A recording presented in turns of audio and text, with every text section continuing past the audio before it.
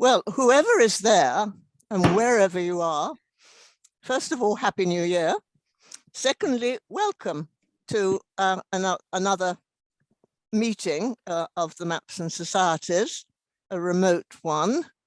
I have my usual little set of notes first, before we can start the real business.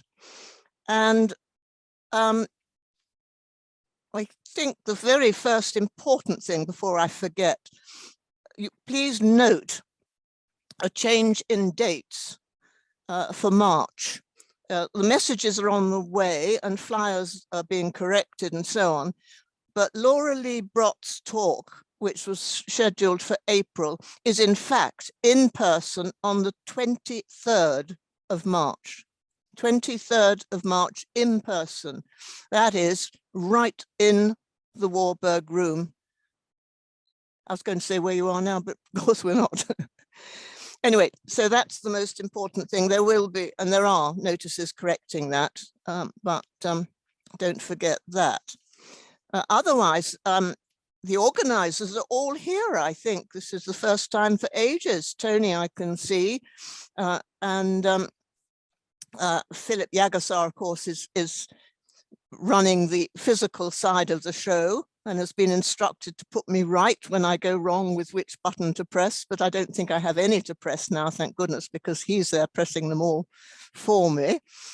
And Alessandro is in London, so must be down there somewhere. And Peter Barber, I presume too, is here. So that's a rare occasion when we're all there together, but a pleasant occasion.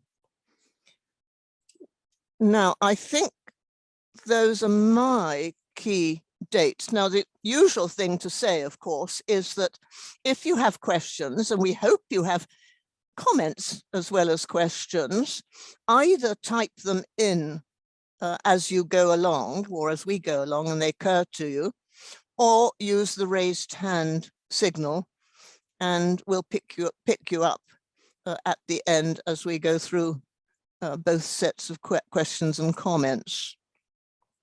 That's right, isn't it, Philip? So if there are no more comments from me, I can introduce our speaker forthwith, Anne-Rieke van Schaik. And if we describe her as a storyteller, I think we wouldn't be very wrong. Apart from the fact she's about to tell us about story maps in 17th century Netherlands, cartographical storytelling is the subject of her doctoral thesis at the University of Amsterdam, where she is affiliated to also the Explokart research group that many of you know well, and to the Special Chair of History of Cartography, which has links to the Allard Pearson Museum. So Anne-Rieke graduated in art history, moved on to research for a master's degree in history, topped that off with a master's in book studies, cum laude, all of that from the University of Amsterdam. And then last autumn, she embarked on a PhD project entitled Navigating Through Narratives, Cartographic Storytelling. See, I told you it was a storyteller. Cartographic storytelling in the early modern Low Countries, circa 1550 to 1750. And it's that that's taking her to exploring the role of story maps in early modern media, public opinion, and in memory. And at the same time, she is working on a book about the map collection at the Phoebus Foundation in Antwerp. And if that wasn't enough, she is also compiling with her university colleagues a handbook in the history of cartography. Both books scheduled for publication in the course of this year. So queue up for them. And she'll be pleased, I'm quite sure, to see you reading her books. Well, there's no questioning Anne-Rique's energy. The intertwining, as she puts it, of maps, books, and prints in early modern times is an admirably broad-fronted approach to the past that opens up not only a variety of avenues for her to follow in her research, but also a whole variety of venues in which she can share her findings with different audiences. And not the least of that is us here in Maps and Society. On this occasion, with a worldwide audience. We've never discovered yet who the furthest away person is. I'm still waiting for that person to declare themselves, albeit, of course, sadly, remotely. Anyway, with all that said, it's with great pleasure that I invite Anne-Rieke van Schaik to take the floor, as it were. I hope it's a solid one remotely there in the Netherlands, and to tell us about some old news and about time, memory, and conflict in the story maps of the Dutch Revolt of the 1630s that were produced in Amsterdam and in Antwerp. So it's over to you, Anne-Rieke. Take your time, relax, and enjoy. You have a captive audience. I suppose they're not so captive as when they're in a room, because these people can evaporate, whereas when we're in a room, they can't. But they're all there. I can see them. Over to you. Thank you, Catherine, for that generous introduction. I think I've shared my screen now. There it is. So, okay, so first I would like to thank the organizers for this talk, for the invitation and for making this possible, especially Catherine Delano-Smith, Tony Campbell, Peter Barber, John Millington, and Philip Jagessar. And I'm also very thankful for being offered this opportunity, though it is a very early stage in my PhD project and career. So the topic of my talk today is, in short, how mapmaker and publisher Klaas Janszoon Visscher updated his news maps of military events in the Scheldt River area near Antwerp, and how he dealt with time, topicality, and memory in his mappings. And also I will compare his maps with maps made in Antwerp that show a different perspective on the events. So a little bit of background. So it's one of my case studies of my PhD research. Catherine already mentioned. I've started this project last year. And I came across this case during my research fellowship of the cartographical collection of the Phoebus Foundation in Antwerp. And it led to a presentation of a brief paper at the HNA conference last year. And based on this paper, I'm currently writing an article for a theme issue of the Early Modern Low Countries Journal, a theme issue on temporality and historical consciousness in this region and periods. And I think it's perfect timing, actually, for this lecture, because this article is still work in progress. And the material is quite complex, and the slideshow is always a good medium to get the facts straight and to show, like, it is basically about minor details of maps and differences between seemingly identical maps, which is much easier to show with images than with text. So let's move on to, before I start, I would like to quickly introduce the framework, or say something about the framework, the methodological framework I used for this case.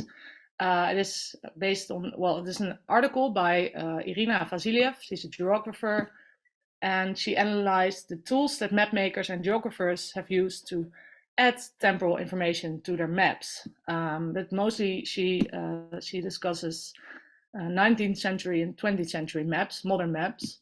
And I'm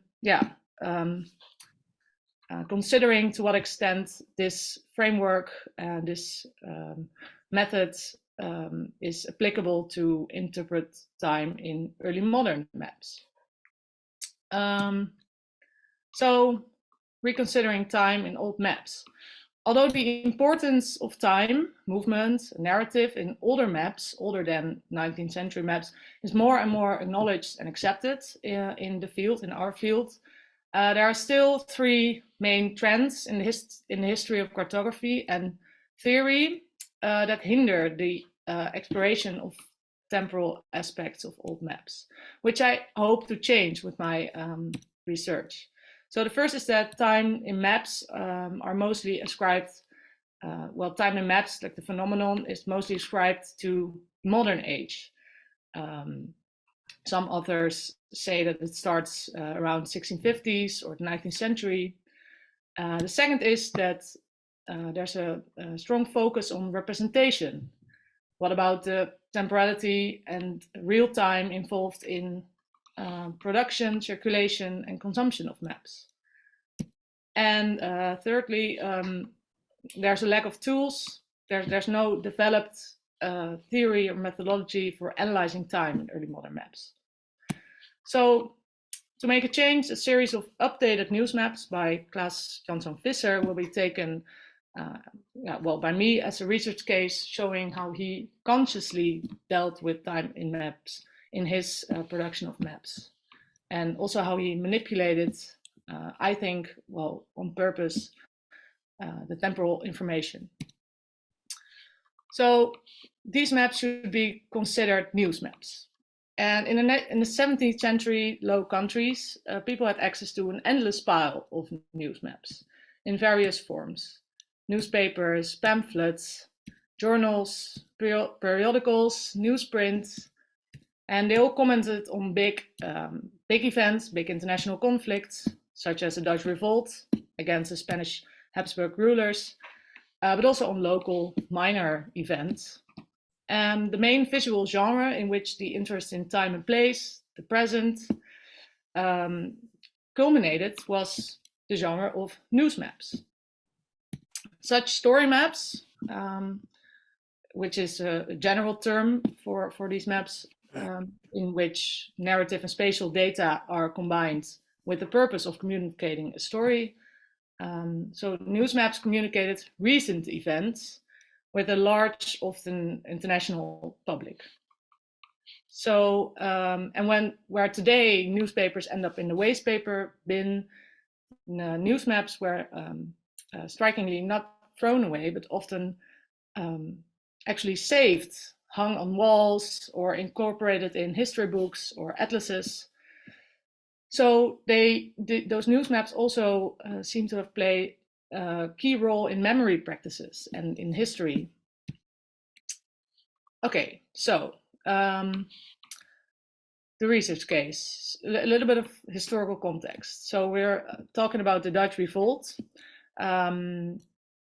taking place in the 16th and 17th centuries in the Low Countries, but also across that borders. And the mapped area of the maps that played a leading role in my talk today is the area around Zandvliet.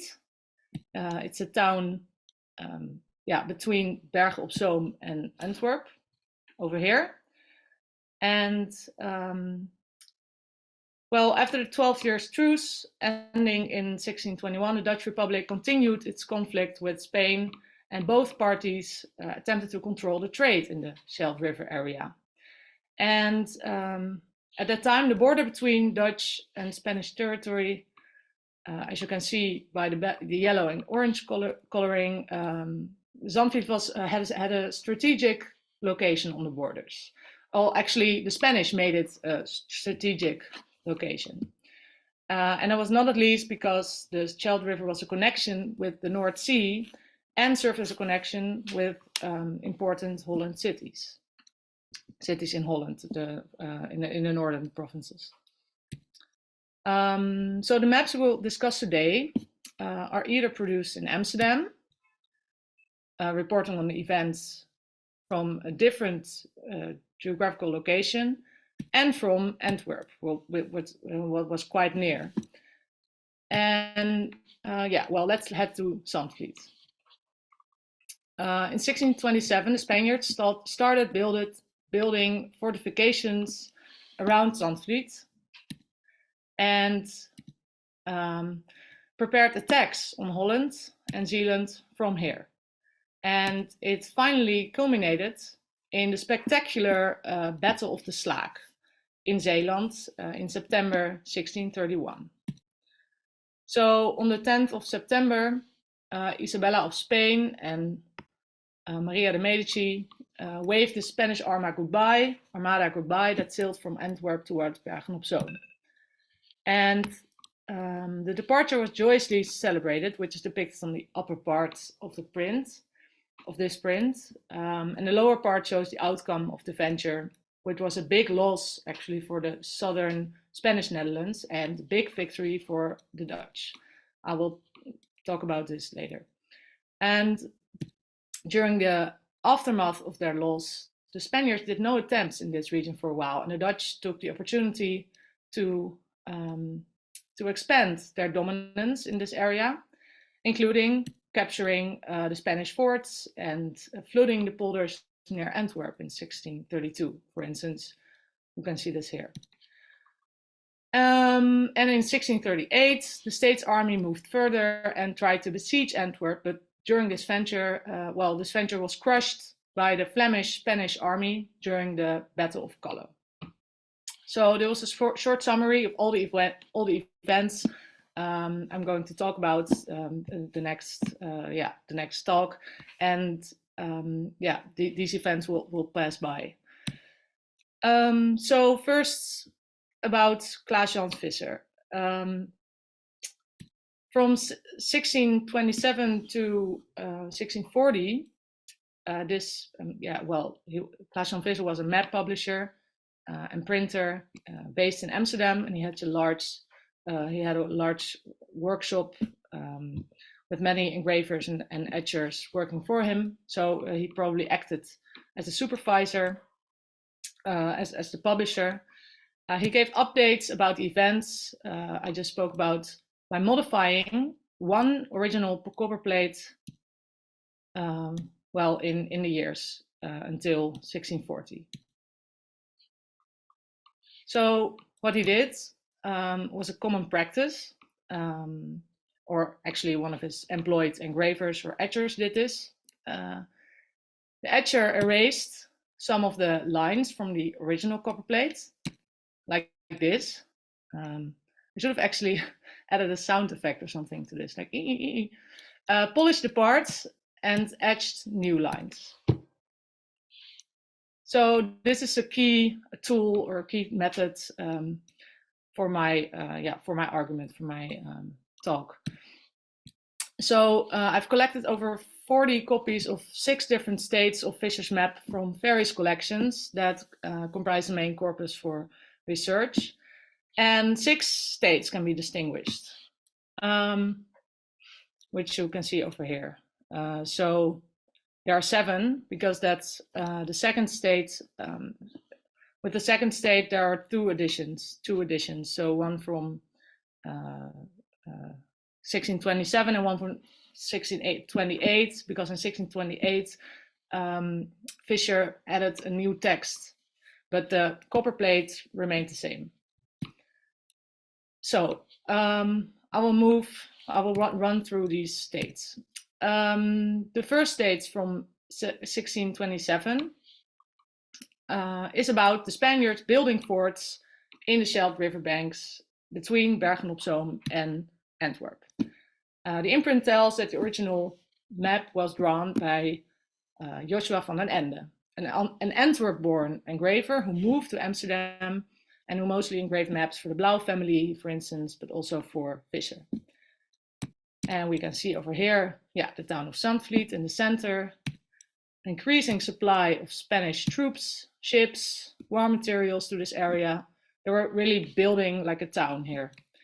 And also, these are the troops moving in the direction of Zandvliet, moves from Antwerp. And there's also another event portrayed on this map. It is a nocturnal attack by the Dutch no, by the Spanish, sorry, on Zuid-Beveland. And with dotted line, this venture is portrayed. So it is a failed attack because they, they ran into Dutch people and they had to go back. So, and with the second state, a few months later, Visscher published a modified version of this map, the second state, improved with the latest news, containing the new Dutch fortifications near Lillo, built as a response to the Spanish presence in this area. So we can see the new forts over here. And also the polders, the drained reclaimed lands, are newly mapped with more details. And then in 1628, a new edition was published by Visscher, but it was merely an updated version of the text, not the map itself. Oh, sorry. The story of a devastating flood on December 9, ruining the fortifications and plans of the Spanish, is added to the text. The flood itself, however, is not yet added to the map. So the third state is a big one. It represents the story of the Battle of the Schaik, which was greatly celebrated in the Northern Netherlands. This battle lasted 2 days in September 1631. And to tell the complete story, there it is, the third state, to tell the complete story, Visscher spared no expense. He added extra map sheets printed from new copper plates on the left side of the original map, so that the location of the battle became part of the map image. And he added extra sheets on the top as well to include a frontal scene of the battle. Also, a French translation was added to the text sheets, targeting an international audience. So, what happened? What's the story? The Spanish Habsburg fleet departed from September 10 from Antwerp, consisting of somewhat 80 ships, towards Bergen-op-Zoom. The route is marked by a dotted line following 3 successive major confrontations between the Dutch and the Spanish. So at A, the Spanish Armada was attacked by some states' warships on September 11. Several Spanish ships ran aground and were left behind. So they moved further, and then, the route, the venture ended at sea, where the state's fleet drove their enemies into the Schaik, portrayed over here, trapping them in a dense fog. And in terror and panic, that is vividly illustrated, the Spanish soldiers jumped into the water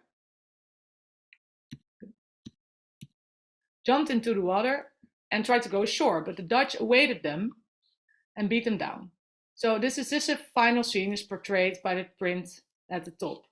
Strikingly, Visscher chose not, wait a second. So this scene is portrayed at the top. This is the one at the top over there. And it fits the map because the Vossenmaar on the right is part of this scene, and so we have a soldier jumping into the water, and the new Vossenmaar is also part of the scene. So it's so the viewer is able to like really situate this scene in combination with the map. So strikingly, Visscher chose not to remove the events of his earlier states. Instead, he added the words Anno 1627 next to the Spanish venture on Zuid-Beveland. So this clarifies the chronology of the 2 separate routes present on the map, one in 1627 and one is in 1631. Also, the devastating flood I talked about on December 9, that was narrated in the text sheets of his earlier state, are now added to the map. But this event was not part of the Battle of the Schaik. It was an event from 1627. So let's move on. A small recap. Let's do a quick recap of what we have seen so far. So we have this first state, 1627, another state, second, also from 1627. Then we have the added map sheets, no, text sheets, sorry. And we have the third Battle of the Schaik state. The next year, Visscher publishes his fourth state. It shows how the state's army captured Spanish forts and inundated the polders near Antwerp. So over here we see the Kruisschans captured. It has a state's flag now. There's a ship battle going on near Kruisschans. And the polder is flooded, is inundated. And again, also, Nieuwedoel was re-edged because of the Dutch attack and capture of Fort St. Anna in the polder van Namen by the stage. Also, this event was also portrayed. So, small detail. And again, elements belonging to older events were added. So when re-etching this part, the Flemish polders and waterways, the dotted line marking the 1631 Spanish route is vividly portrayed now by a new procession of vessels bearing crossed Spanish flags. So again, Visscher added elements of older stories to this map. Elements of old news, actually. And I would like to point out another thing. So there are no text sheets known belonging to the state. However, some of the state 4 copies, not all of them, occur with map sheets printed from new copper plates attached to the top and the right, which we can see over here, extending the map image to a larger geographical area, now including the towns of Roosendaal and Mechelen. But strikingly, no events are represented on these new sheets. So why were they added if there were no narrative elements? I would like to suggest that there were a compositional invention to shift the events towards the events from 1632 toward the center of the map image. So by adding the extra sheets, the flooded polder and other key events from 1632 are drawn towards the center. Otherwise, they would be in the corner and would be, in the margins of the map. Now they are in the center.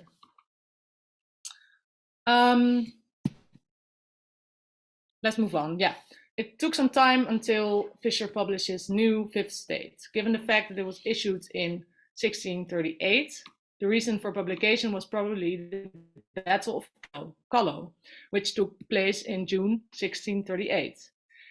Instead of vividly and elaborately portraying this battle like he did with the Battle of the Schaik, this state strikingly contains only some minor adaptations. So the land of Waas around Fort Callo at the right here is indicated by the circle, is mapped in more detail, and the names of some forts that played a key role in this event are added, like this. And it lacks, however, the depiction of the news stories of the Battle of Callo. And again, a new scene belonging to an older event, belonging to old news, is again highlighted elsewhere on the map. So take a look at the newly drawn Spanish ships that were stranded on their way to the Schaik in 1631. So again, in 1638, Visscher decided to add events of 1631 to his new map. That is kind of strange, but okay. And in the sixth state, not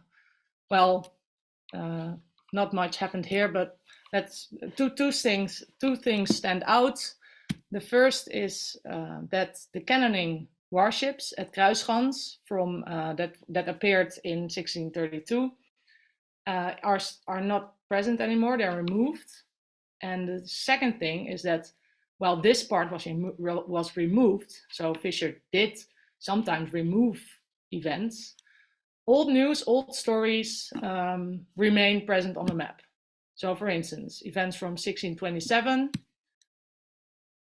so a close-up of the ships that are removed.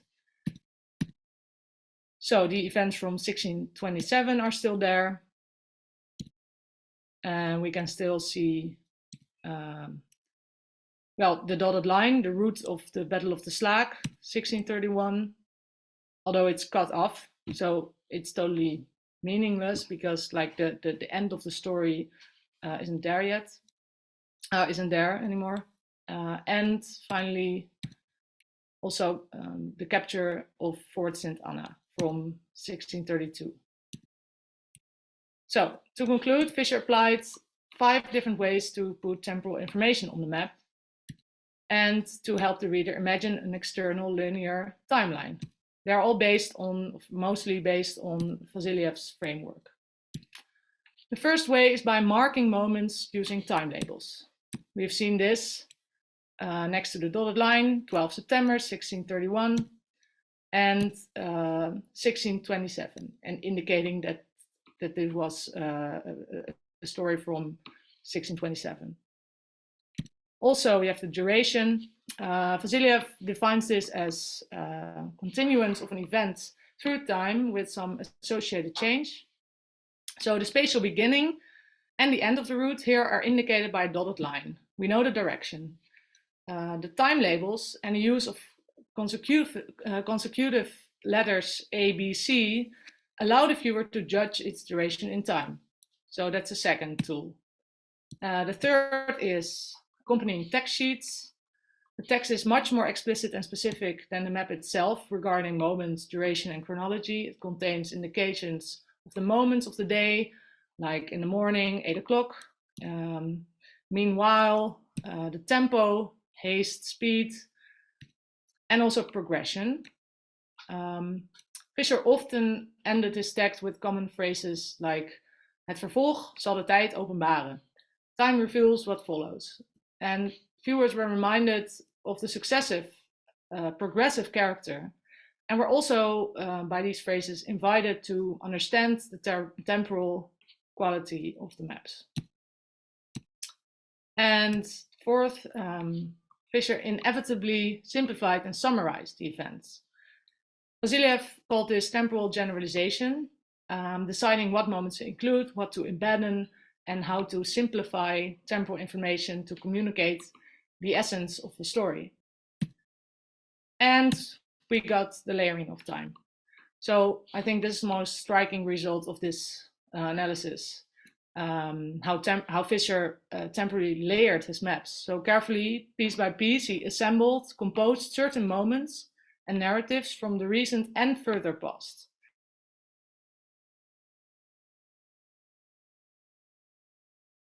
So other elements unmodified. Okay, let's go back to 1627. So what sources could Visscher have used making his series of maps and adding these narratives and spatial and temporal information? He didn't go to the region itself to make measurements. He used available sources. There are 4 maps published in the year 1627 that seems to be very significant in this context. The first one is Vischer's first state, of course, and his second state. The third one is a map by Michiel Floris van Langeren and one by Abraham Verhoeven in Antwerp. These maps seem to be related somehow. The map by Michiel Floris van Langeren seems to be key to the reconstruction of the genesis of Vischer's maps. Van Langeren was born in Amsterdam, but moved to Brussels, where he became the Spanish king's official mathematician. And he worked as an engineer and cartographer for the Spanish Habsburg army, and may also have been present in the encampments around Zandvliet to make maps, designs, and plans for fortification.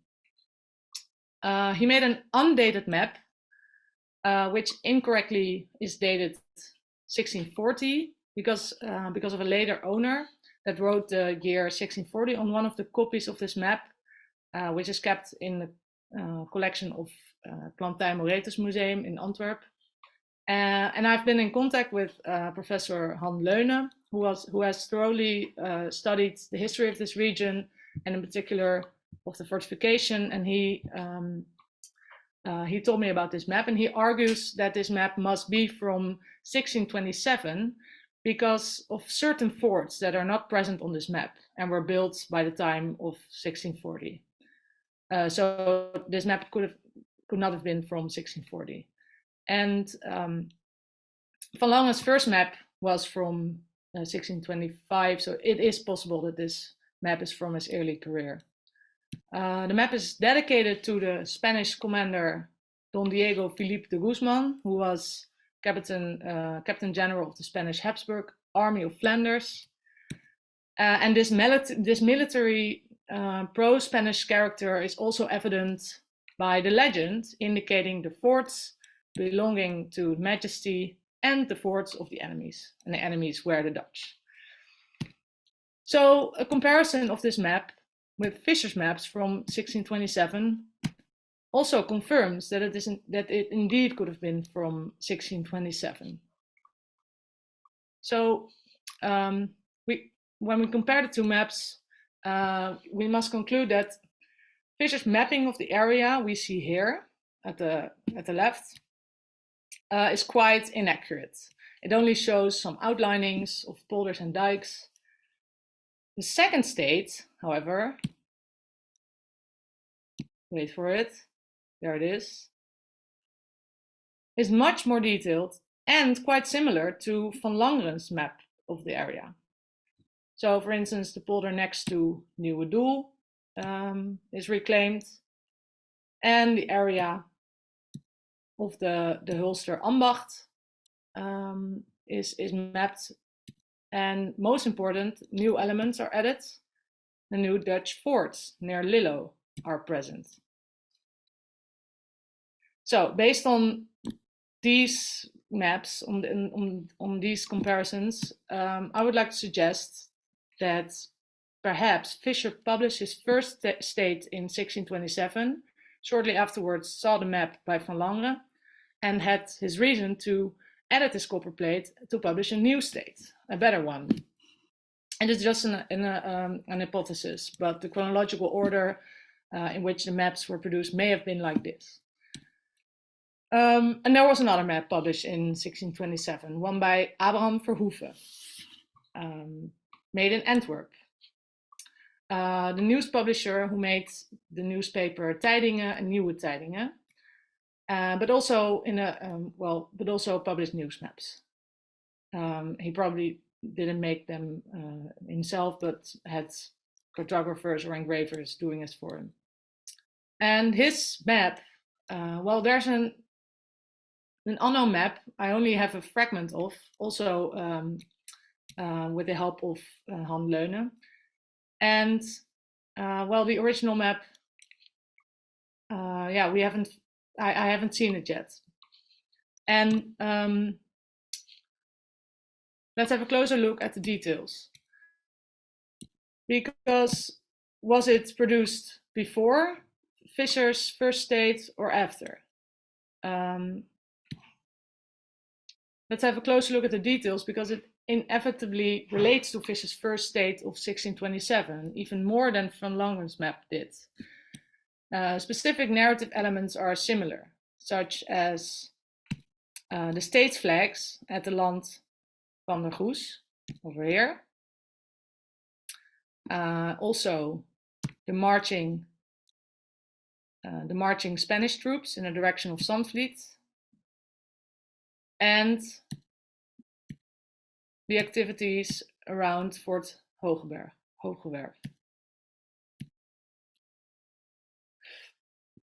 So, who copied who? Who was first? Considering these narrative elements, I would suggest that Verhoeven was first, and Visscher used his map as a source. There are two reasons to presume this. First one, Verhoeven had the privilege, the monopoly of exclusively publishing first-hand stories from the Spanish Habsburg camps. This is illustrated by the highly detailed information in Nieuwe Tijdingen. Every 2 weeks, Verhoeven published new updates in this journal, in this newspaper from Zandvliet. For instance, and it tells very specific information. It tells about prices of food, how much one paid for cheese or pickled herring. And another reason is that the accompanying texts by Verhoeven contain more detailed, very spatial information as well. Information that Visscher's map doesn't tell. So I compared the two fragments of Verhoeven's map of the accompanying text and the fragment of Visscher's map. And Visscher, so I marked the parts that Visscher repeats, and Visscher, as it shows, skipped the part, like in the middle. It's about sheep farming in the area, because he probably might have considered this irrelevant for his news map. So I think it's more logical that Visscher used Verhoeven as a source than the other way around. The question remains, however, whether it was possible Visscher had access to the Antwerp newspapers and news maps. According to Arthur Derwede's book on history of early modern news, there is enough evidence that readers read the papers from the other side of the border. The news networks in Amsterdam and Antwerp were strongly intertwined, which this research case proves given the similarities of Verhoeven and Visscher's news maps. Unfortunately, I've only seen a fragment of Verhoeven's map, as I said. I still need to find Verhoeven's original map. It used to be owned by a private collector who I spoke with, but Eugène Jansen, but he told me he gave it to the major Verhoeven collector, George Blommaert, who unfortunately passed away a few years ago, and I haven't found out yet where his collection was transferred to, but I'm working on it. And so if anyone has any leads, let me know. I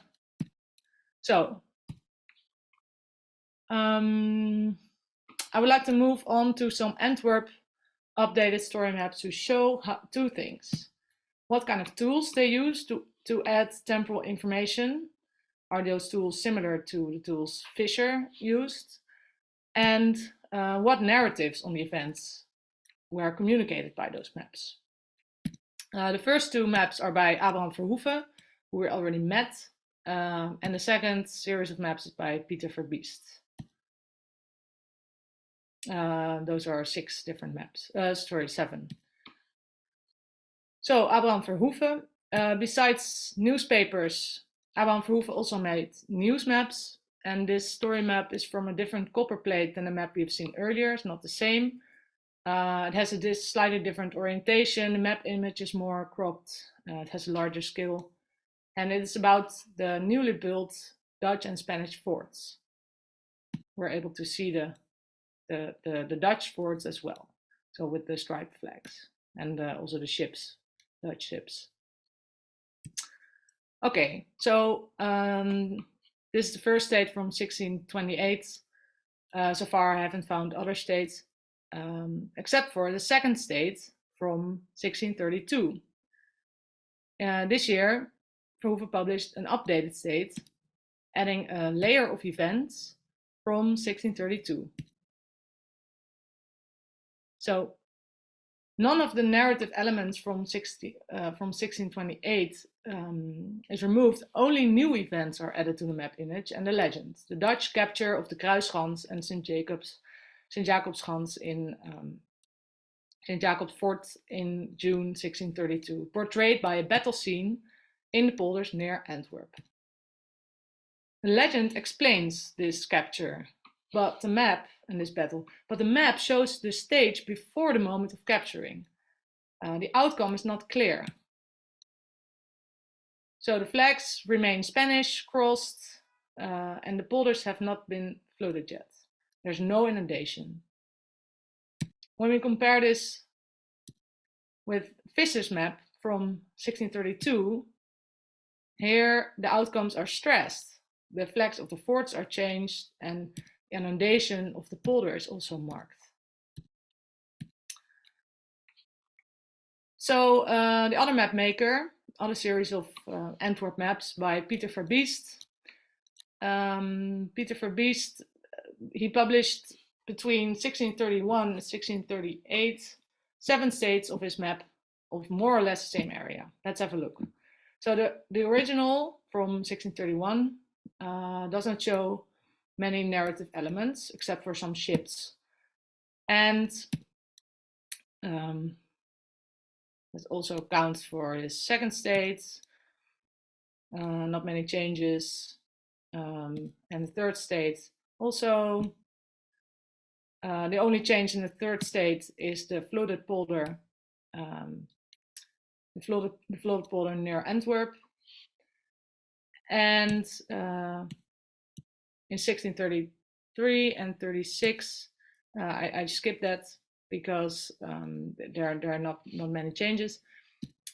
But in 1638, it's getting interesting because we suddenly witness a swarming of fighting soldiers, clouds of smoke, piles of ships and forts cannoning fire near Lillo and Collo. It repeats a story map Verbiest published around the same time, zooming in on this area in more detail. It's about the Battle of Collo from 1638. So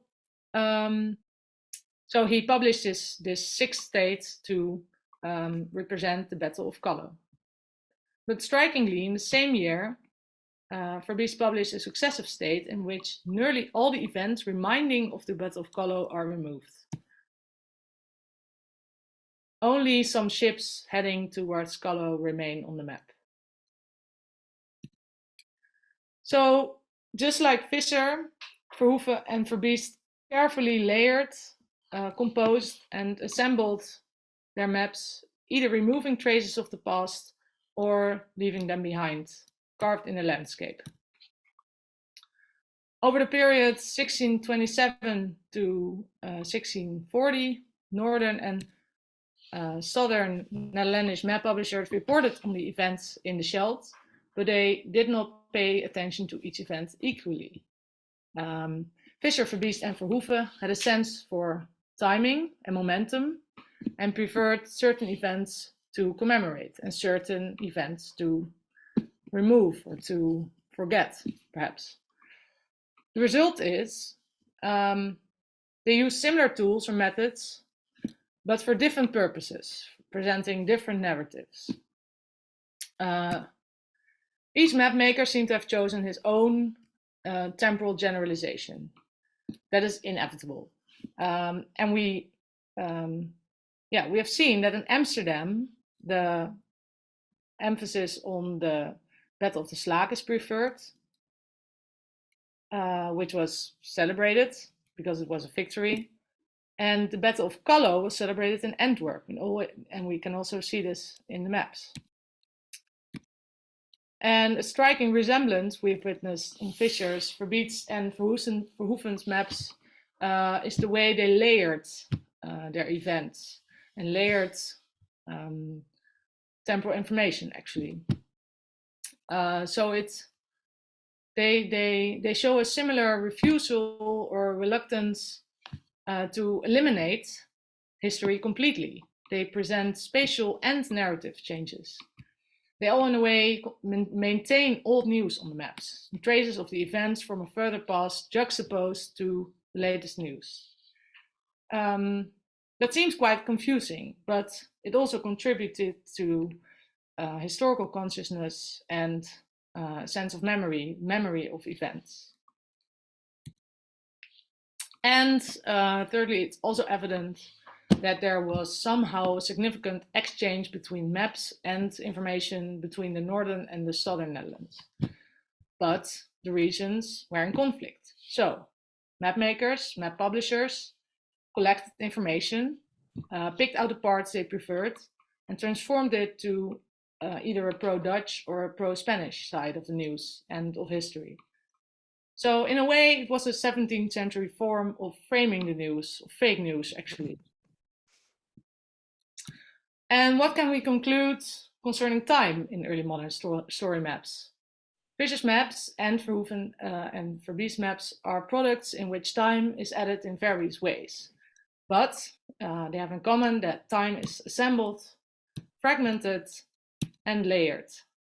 The final products seem to be patchworks of events and changes through time. Patchworks, partially overlapping landscape, obscuring or highlighting certain elements. Maps must have evoked the spatial and historical narrative imagination of the readers, inviting them to navigate space and time, maneuvering between the past and the present. So, thank you very much. Thank you all for your attention, for listening, and for watching. The corpus of material I've shown is quite complex. I tried to keep it simple, but it was quite challenging, so I hope it was understandable. But if you have any questions or comments, I'm very happy to respond. As I said, it's a work in progress, and I plan to dig deeper in this case for my dissertation, so all thoughts are more than welcome.